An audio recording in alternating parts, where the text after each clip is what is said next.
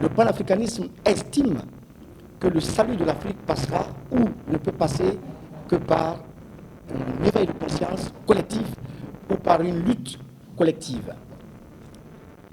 Une lutte où les grands axes seront définis par nos dirigeants ou nos leaders très engagés. Et donc, je suis dans cette lutte aujourd'hui parce que j'ai pris conscience des réalités de mon continent. Et le panafricanisme estime que des organisations comme l'Union africaine, comme la CEDEAO, doivent être un gage souverain de tous les États fédérés de l'Afrique afin de stopper la montée exponentielle des vertus ou des concepts de paternalistes de nos partenaires qui pensent que l'Afrique les appartient depuis la conférence de Berlin. Ce sont ces idées qui nous amènent à aujourd'hui militer au sein de ce mouvement afin que tous nos frères qui ne comprennent pas la logique dans laquelle nous évoluons et les raisons pour lesquelles nous nous engageons sachent qu'en tant que porte-voix, ce concept de l'Union africaine. Alors, voilà, nous aimerions que toute la jeunesse africaine s'accorde. Et il n'y a pas que des critiques au sein du panafricanisme. Il y a des actes, les axes sur lesquels aussi nous nous engageons. Nous sommes tous d'accord ici que l'Afrique et les Africains ne peuvent pas tous se mettre ensemble. Mais il y a des actes prioritaires comme la sécurité, l'énergie, et l'économie et la... Pourquoi la sécurité? Parce que nous estimons que l'Afrique doit avoir pas une armée qui sera financée par les puissances étrangères. Parce que vous ne pouvez pas demander à une puissance étrangère de financer votre armée pendant que dans le futur, vous seriez amené peut-être à les confronter sur le plan économique. Je dis dans une de mes chansons que pour contrôler nos économies, ils ont créé le FMI. Il faudrait que l'Afrique ait son FMA, son Fonds monétaire africain. Parce que aller à tout moment vers les bailleurs de fonds pour prendre de l'argent, ça compromet dangereusement l'avenir du continent. Sur le plan énergétique, il faut que l'Afrique s'industrialise, parce que l'avenir, c'est ça. Alors, sur le plan de la communication, il faudrait que l'Afrique aussi ait ses satellites afin que nous puissions être indépendants. Donc, je pense que le panafricanisme, c'est aussi ça, c'est s'accorder sur des grands axes, pas surtout parce qu'il y a des pays, comme je l'ai dit tout à l'heure, qui ont des réalités sociologiques différentes de certains d'autres pays. Quand on parle de l'Union européenne, nous savons très bien que l'Allemagne, comme on le dit sur papier, et ça peut paraître vrai, que l'Allemagne est la première puissance économique d'Europe. Mais ce n'est pas pour autant qu'elle n'est pas dans l'Union européenne. Donc, là, le Sénégal peut être la première puissance économique de l'Afrique de l'Ouest ou de l'Afrique, mais pour qu'elle accepte de partager les grands axes sur lesquels l'Afrique peut s'accorder, ou les Africains peuvent s'accorder, pour pouvoir sortir de l'ornière et pour pouvoir aujourd'hui affronter dans cette mondialisation d'autres grandes puissances. Alors, ça, c'est les raisons qui m'amènent à m'engager dans ce combat, dans ce militantisme. Ensuite, quand on l'éveil de la jeunesse africaine, elle est éveillée, mais elle n'est pas comprise par certains dirigeants. Elle est éveillée parce qu'elle ressent partout dans le monde entier les changements qui sont dans certains pays, comme le Sénégal. Parce que vous n'êtes pas sans savoir, tout à l'heure il a dit que je suis l'auteur d'une chanson intitulée « Libérer son col africain ». En tant que panafricain, pourquoi j'ai chanté ce morceau?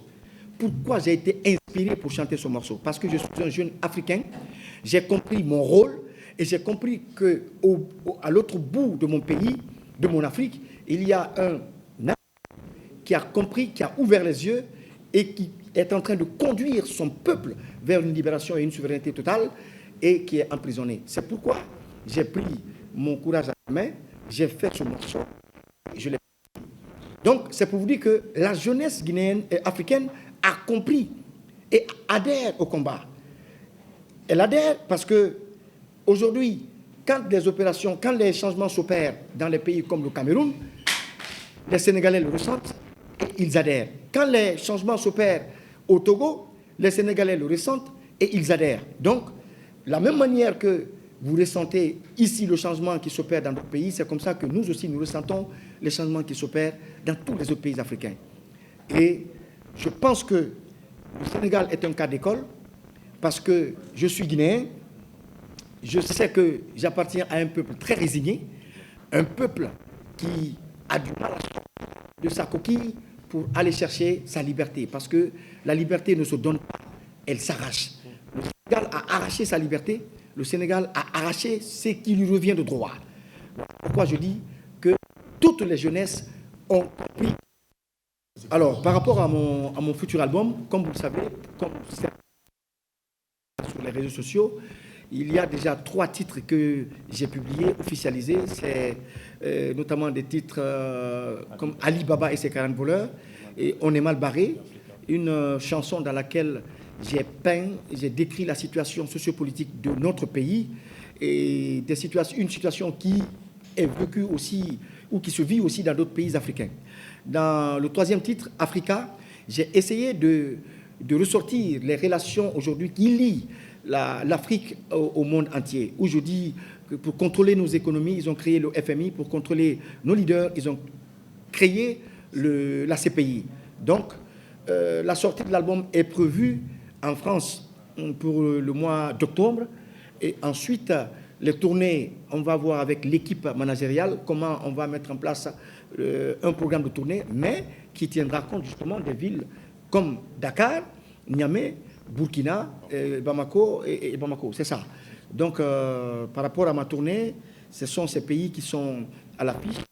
Par rapport à l'album, il sera sur le marché international dans pas longtemps et je suis sûr que vous ne serez pas déçus. Je vais commencer par la première question. La question des élections en Guinée, la question des militaires au pouvoir en Guinée. Alors, ma position est très claire. Et je suis artiste, c'est vrai, panafricaniste, mais je suis de nationalité et d'origine guinéenne.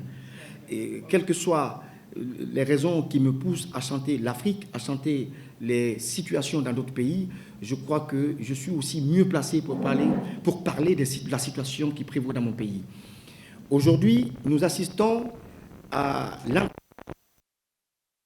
qui veulent s'éterniser au pouvoir. Nous assistons au fait que le président Mamadi Doumbouya, qui était arrivé avec de très bonnes intentions, qui avait dans son carnet la réconciliation des Guinéens, qui avait dans son carnet l'organisation des élections qui a été décrétée et décidée par l'ensemble de la classe politique guinéenne, la société civile guinéenne aussi. Et nous assistons au fait que ce calendrier est mis dans le placard par la faute justement des personnes qui entourent le président et qui lui font croire qu'il est le seul capable aujourd'hui de diriger la Guinée, qu'il est l'homme providentiel que Dieu a choisi pour diriger la Guinée. Alors, moi, dans ma position, je suis quelqu'un qui prédit, qui prévoit, quelqu'un qui alerte, qui lance des alertes.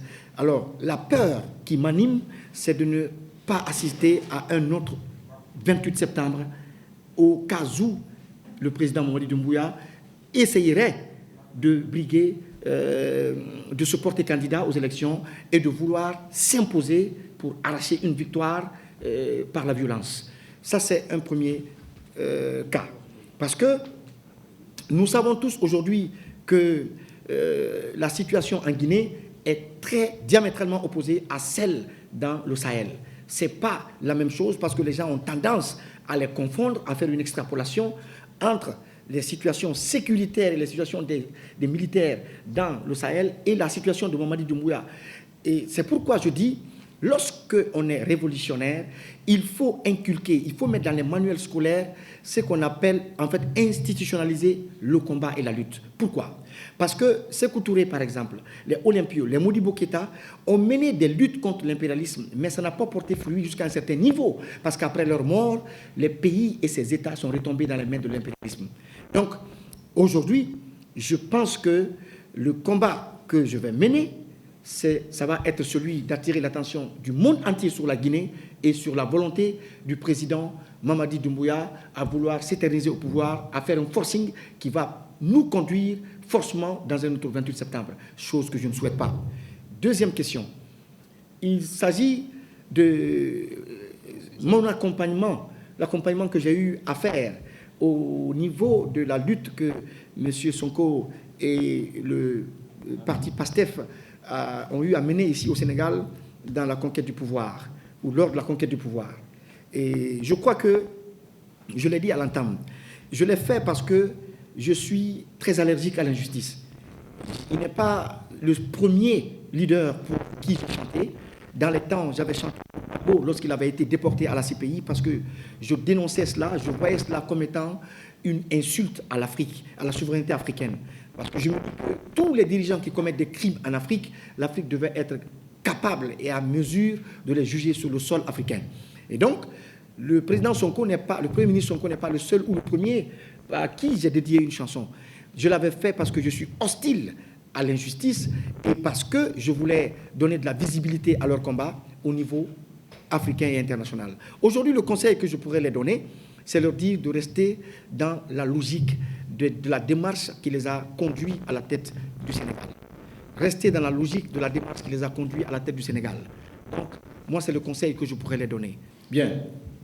Je pense que tout à l'heure, lorsque je dégageais les axes les axes sur lesquels les Africains pourraient bien se mettre ensemble pour l'africanisme, j'ai parlé d'un axe économique. L'axe économique, ça veut dire quoi?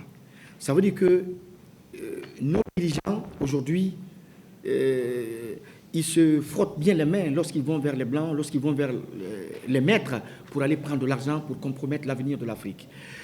Je pense que tout cela est fait parce qu'ils le font de façon individuelle. Et Thomas Sankara disait que si on n'arrête pas d'aller individuellement auprès des bailleurs de fonds, auprès des impérialistes, on va se faire assassiner individuellement. Si la question de la monnaie est posée au Sénégal ou la question de la monnaie est posée en Guinée, seulement en Guinée, je pense que les leaders qui oseront parler de ça sans être accompagnés par leurs confrères ou leurs compères seront prématurément assassinés.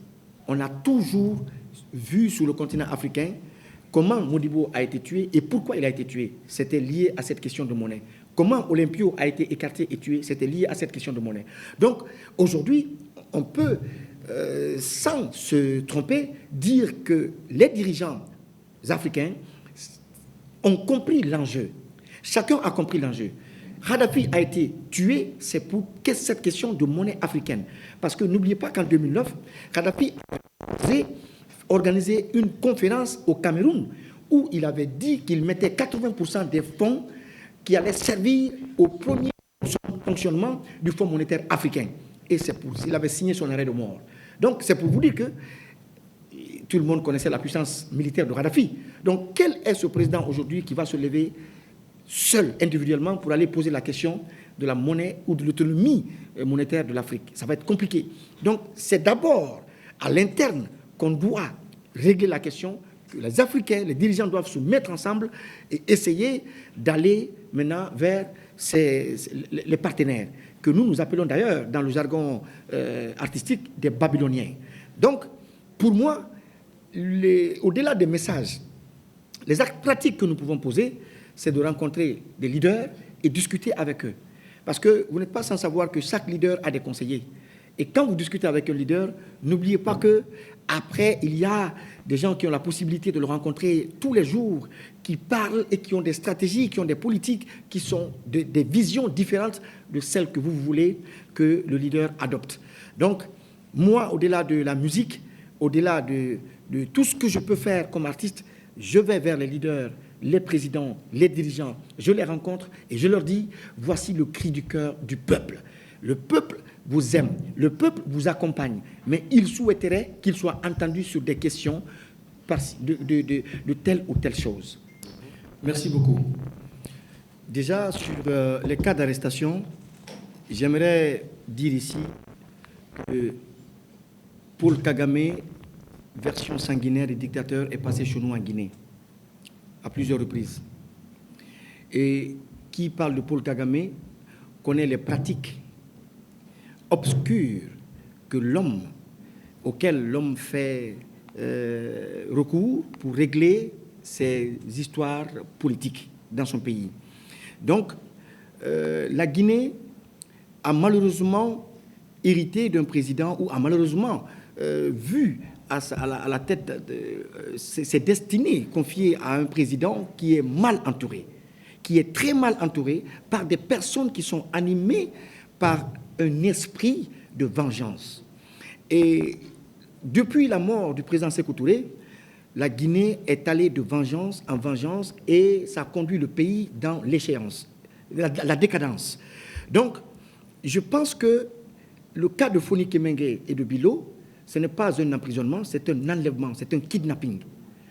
Et c'est très grave pour une junte qui s'était présentée comme étant la solution au problème de la Guinée, qui s'était présentée aux Guinéens comme étant la lumière qui avait éclairé une maison qui était obscurcie par le pouvoir de Alpha Condé, qui s'était présentée comme la solution finale du calvaire dans lequel végétait le peuple de Guinée.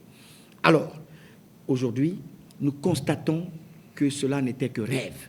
Les Guinéens, un beau matin, se sont réveillés brusquement, comme dans un rêve, et on dit, est-ce que ce coup d'État était vraiment réel? Est-ce que les promesses tenues à la RTG, la radio-télévision guinéenne, étaient réelles? Est-ce que les propos tenus par le président Mamadi Doumbouya étaient réels? Moi, en tant qu'ami au président Mamadi Doumbouya, moi qui l'ai fréquenté, moi qui l'appelais, que j'appelais, avec qui il échangeait sur des questions justement de moi, j'ai pris mes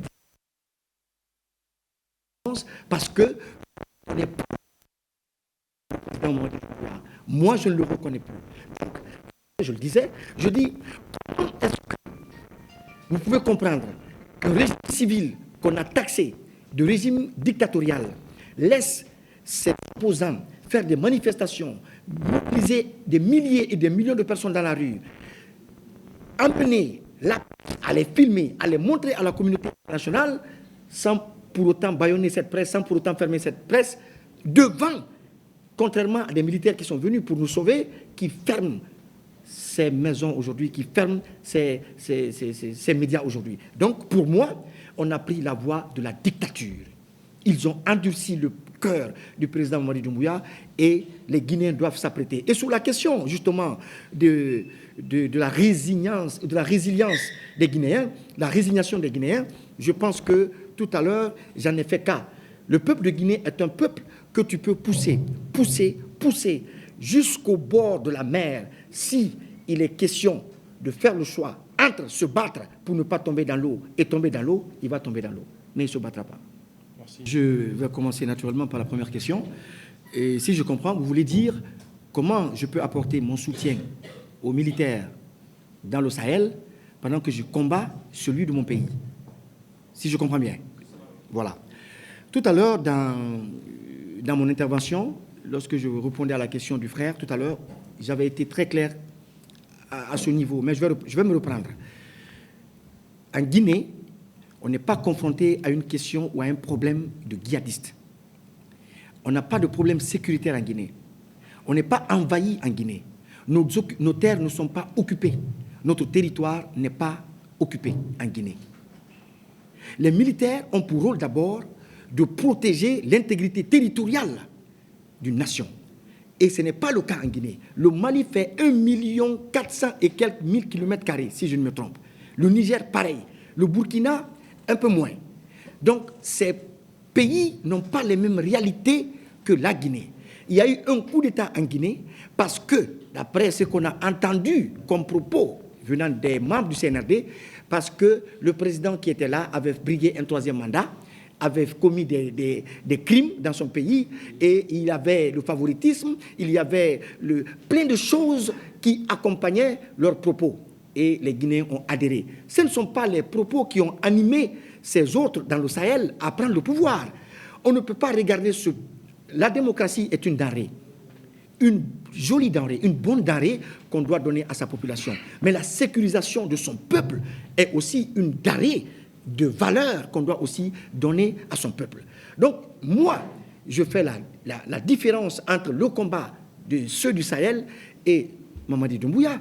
Eux, ils ne sont plus dans un combat du peuple, ils sont dans leur propre combat. Comment comprenez-vous que les anciens dignitaires du régime de Alpha Condé se retrouvent en prison pour détournement de deniers publics? Je vous dis bien, pour détournement de deniers publics. Pendant que eux, les membres du CNRD aujourd'hui, au vu de tous les Guinéens, sont en train de s'offrir des maisons à coût de milliards au vu des Guinéens. Comment pouvons-nous expliquer cela? Ils achètent des maisons au Canada, aux États-Unis, en Espagne, en France, en Guinée. Mais soyons sérieux, ou on est là pour le peuple, ou on est là pour se servir. Voilà la différence.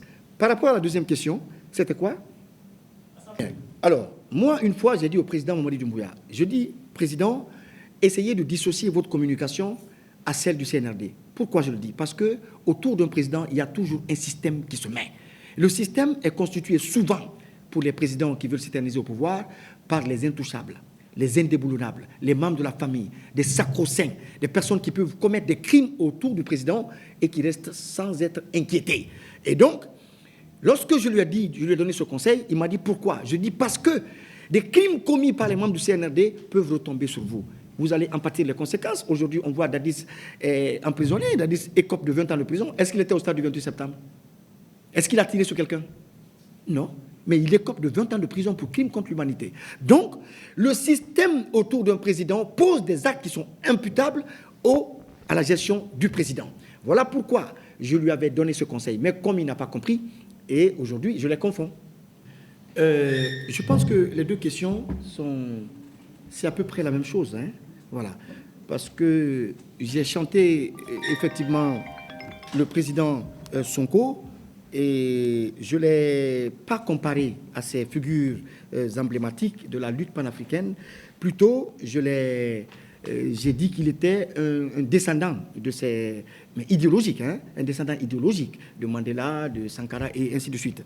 Alors, parlant de son impact, de son combat qu'il a mené avant les élections ou avant d'être à la primature et de son combat aujourd'hui, je vais un peu m'étaler sur les réalités. Tout à l'heure, je l'ai dit dans mon speech quand je parlais du panafricanisme.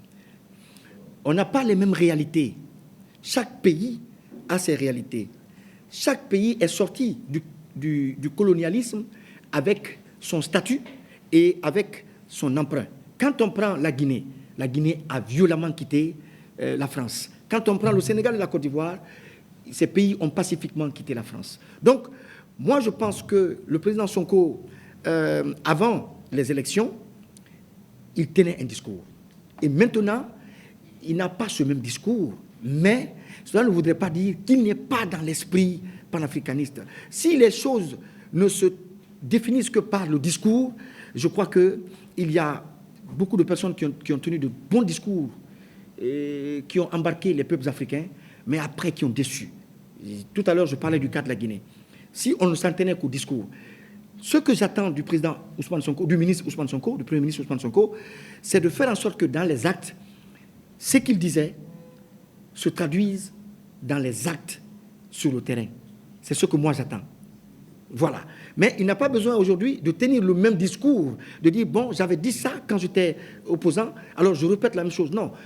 Pour que ça ait un impact visible sur l'Afrique et en Afrique, parce qu'il ne faut pas oublier qu'à l'image de Eli Kamano, plusieurs jeunes Africains l'ont considéré ou le considèrent comme étant un vrai panafricaniste.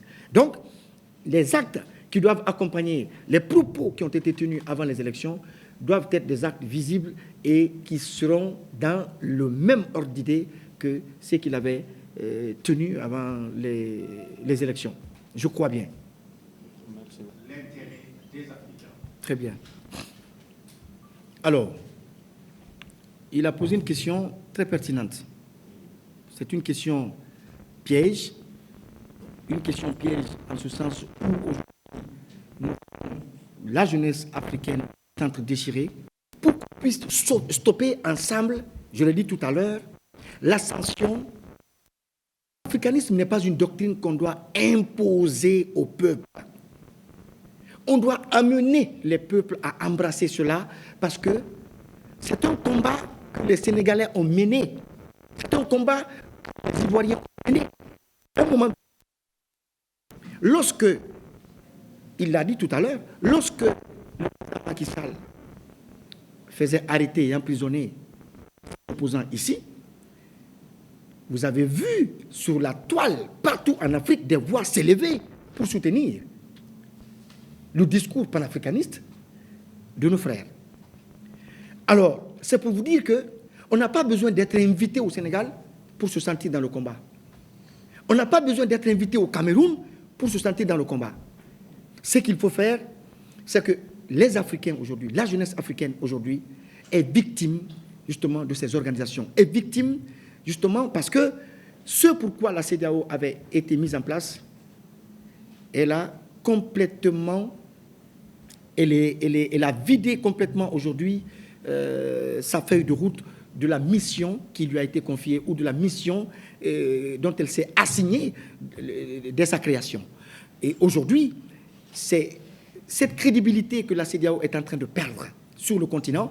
Ce n'est pas l'œuvre d'un dirigeant qui va dire au peuple « levez-vous contre la CEDEAO ». Non, c'est un constat fait par les peuples, par les jeunesses. Parce que l'Afrique a la chance d'avoir un continent aux populations jeunes. Donc, c'est cette jeunesse même qui est en train de discréditer la CEDEAO. Vous n'êtes pas sans savoir qu'avec les troubles qu'il y a eu au Nigeria, tout dernièrement, vous avez vu ce qui s'est passé. Vous avez vu la réaction de la jeunesse, de façon instinctive, qui est allée ramasser des drapeaux d'un autre pays dont je ne citerai pas, pour faire flotter ça. Donc, c'est pour vous dire que la jeunesse vit avec cela, avec le panafricanisme, mais les dirigeants l'empêchent de se mettre ensemble afin de mener à bien ce combat. C'est ça le problème fondamental. Parce que nos institutions, nos organisations sont aujourd'hui des organisations, des coquilles vides, parce qu'en réalité, elles ne jouent pas leur rôle. Elles ne jouent pas leur rôle. Elles font du deux poids, deux mesures. Elles accompagnent parfois un président qui veut briguer un troisième mandat. Elles accompagnent parfois l'autre qui tue sa population, 200 personnes, 300 personnes, parce qu'on ne peut pas ne pas parler de Faure et Adema. On ne peut pas ne pas parler de Alassane Ouattara. On ne peut pas ne pas parler de certains présidents aujourd'hui qui sont en train de dévaloriser, si vous voulez, ou de vider la CEDEAO de son contenu réel. C'est ça. Et cette question, c'est une question aujourd'hui qui taraude l'esprit vraiment des gens comme moi. Parce que s'inscrire sur la liste des candidats au suicide, ça n'a pas commencé aujourd'hui, mais cela est le résultat aussi de la mauvaise gestion de nos États, de la mauvaise politique instaurée par nos dirigeants. Parce que, laissez-moi vous dire que le bien-être que les Africains qu'ils vont chercher là-bas, sur les autres, ils ont payé un prix pour arriver à sauver vie. Et aujourd'hui, nous, on ne veut pas, par la stratégie, par la politique, cette mauvaise politique, justement, la jeunesse africaine à vouloir déserter, à vouloir que ceux qui partent, qui réussissent, ne disent pas la vérité à ceux qui restent au pays, parce qu'eux aussi, ils sont un vecteur très dangereux de communication, parce que lorsqu'ils disent à leurs pour trouver où travailler, de quoi se faire occuper, afin de prendre leur famille, voilà, le nombre allait diminuer. Et moi, oui, bon, je vais commencer par Kaba Diawara et je vais remonter. Bon, déjà, moi je pense que, comme certains observateurs l'ont constaté avec moi c'est avec surprise que j'ai vu le limogeage de Kaba Diawara parce que je n'ai pas compris. À l'image aujourd'hui du Sénégal, quand on prend l'entraîneur Aliou Cissé, Aliou a essuyé ici toutes les humiliations. Il a essuyé beaucoup de moqueries, il a essuyé beaucoup d'insultes, beaucoup d'injures. Mais les autorités de la Fédération sénégalaise de football lui ont laissé la main libre pour mettre en place une équipe. Et cette équipe, on a vu le résultat. Le Sénégal a été champion d'Afrique.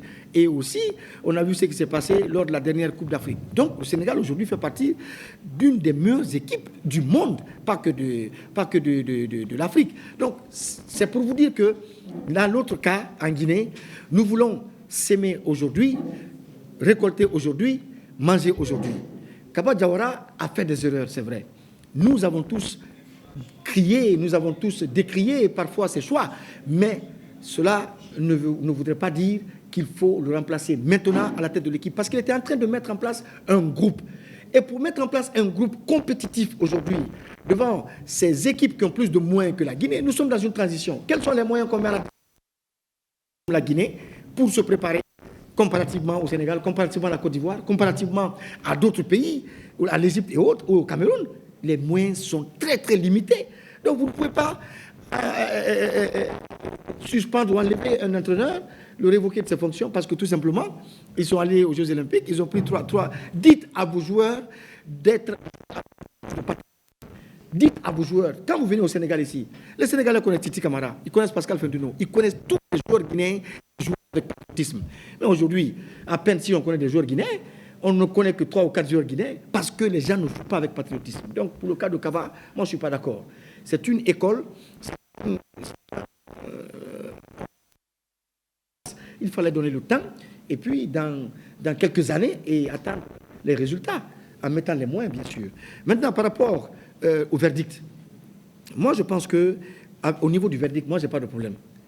Je n'ai pas de problème. Mais c'est ce qu'on en fera. C'est ce qu'on fera de ce verdict après. Parce que nous savons, je vais vous faire une confidence. Monsieur est toujours plébiscité dans sa région. Il est toujours plébiscité par ses parents. Et ses parents veulent toujours qu'il soit candidat aux élections. Ça, c'est la Guinée forestière. Donc, de mon analyse personnelle, je ne suis pas en train de dire que c'est la vérité. Je crois pertinemment qu'avec la volonté du CNT qui nous a taillé une constitution où il donne l'ouverture, un boulevard à M. Mamadi Doumbouya de pouvoir se présenter comme candidat indépendant, au moment venu, M. Dadis Camara puisse mettre son électorat à la disposition du président Mamadi Doumbouya. Donc, ça c'est mon analyse à moi. Et c'est pourquoi, lorsqu'on dit qu'il est condamné à 20 ans de prison, moi je me dis que ça c'est du théâtre. Peut-être que dans quelques mois, et on en discutera et peut-être que, voilà, on verra ce que l'avenir va nous réserver. Il a parlé du secteur de l'énergie. La Guinée vient d'acheter de l'énergie au Sénégal sur une valeur de 28 millions d'euros. Voilà, c'est ce qu'on appelle l'échange d'interconnexion. Oui, non, ça, c'est pas de l'interconnexion. Vous savez que le Sénégal vend de l'énergie solaire et le Sénégal est très en avance. C'est un des pays aussi en Afrique, dans la sous-région, qui vend de l'énergie solaire. Et nous, il pleut en Guinée plus que tous les pays de l'Afrique de l'Ouest. Hein. On dit que la Guinée est le château de l'Afrique occidentale. On dit que la Guinée est un scandale géologique. Donc, lorsque vous me posez de telles questions, monsieur le journaliste, je vous répondrai tout simplement que j'appartiens à un grand pays avec de petites personnes.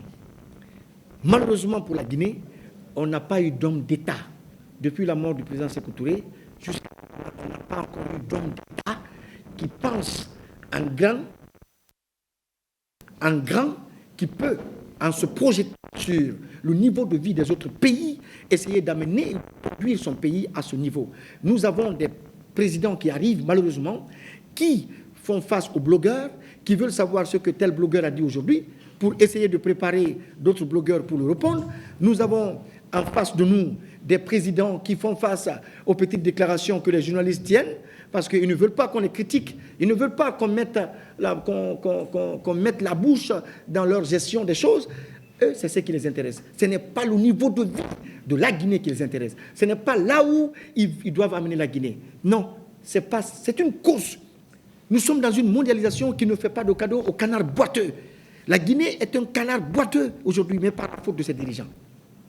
Merci. Monsieur, allez-y pour la dernière question. Donc, dernier intervenant. Bon, je viens du Niger parce que, sous l'invitation du président Abdourahmane Tchani, le général de brigade Abdourahmane Tchani, qui m'a invité parce que j'ai fait un son pour soutenir l'AES, le combat de l'AES, dans une vision que j'ai définie dans ma chanson. Et aussi, j'ai profité de ma présence, ils ont profité de ma présence pour essayer de me mettre en nationalité, et qui inclut aussi la date d'anniversaire de la prise de pouvoir du CNSP. Donc j'étais là pour ces activités. J'ai été reçu par le président. On a discuté de toutes ces questions et ce n'est pas facile. Le frère a posé la question. Ce n'est pas facile aujourd'hui parce qu'il y a une jeunesse qui est divisée complètement sur la question. Nous comprenons cela, mais nous estimons et nous espérons qu'avec le temps, nous pourrons trouver des solutions à ces questions-là. L'Afrique pourra reparler d'une seule voix, nos organisations parleront d'une seule voix.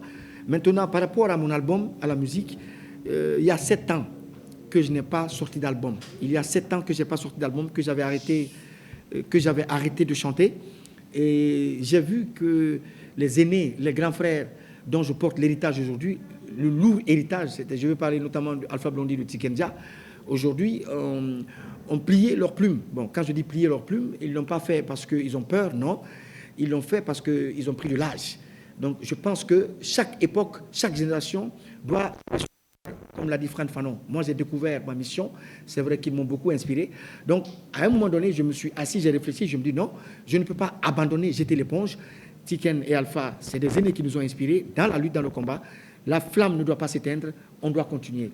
Donc, vous devez vous attendre à de la bonne musique reggae, de la bonne musique, très bonne musique engagée, avec 18 titres, et vous serez vraiment content. Merci.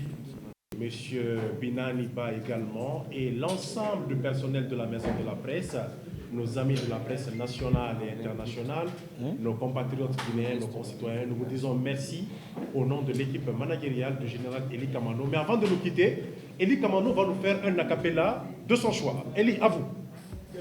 Un acapella que vous voulez. Allez-y, vous avez le micro. Ah oui. Oh, lui là, qu'est-ce qu'il fait comme ça? Un acapella.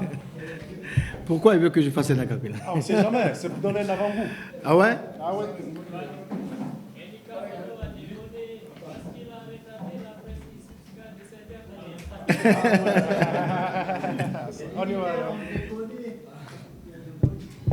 Est-ce que la presse sénégalaise est là? La presse sénégalaise? Oui, bien sûr, ils sont là. Pour contrôler nos économies, ils ont créé le FMI. Pour mieux contrôler nos leaders, ils ont créé la CPI. La Convention des droits de l'homme se trouve aux Nations Unies. Pourtant, les embargos et les guerres se décident à l'ONU. Si tous les êtres humains naissent libres, égaux en droit et en devoir, cette déclaration appartient à la poubelle de l'histoire. L'égalité entre les hommes, moi je n'y crois pas, car les rapports entre les nations sont des rapports de force. Dans cette mondialisation où l'Afrique n'a pas d'identité, je me demande si elle réalise sa vulnérabilité. Oh, Mama Africa, big up à mon grand frère Ismaël Lo, Rastafari.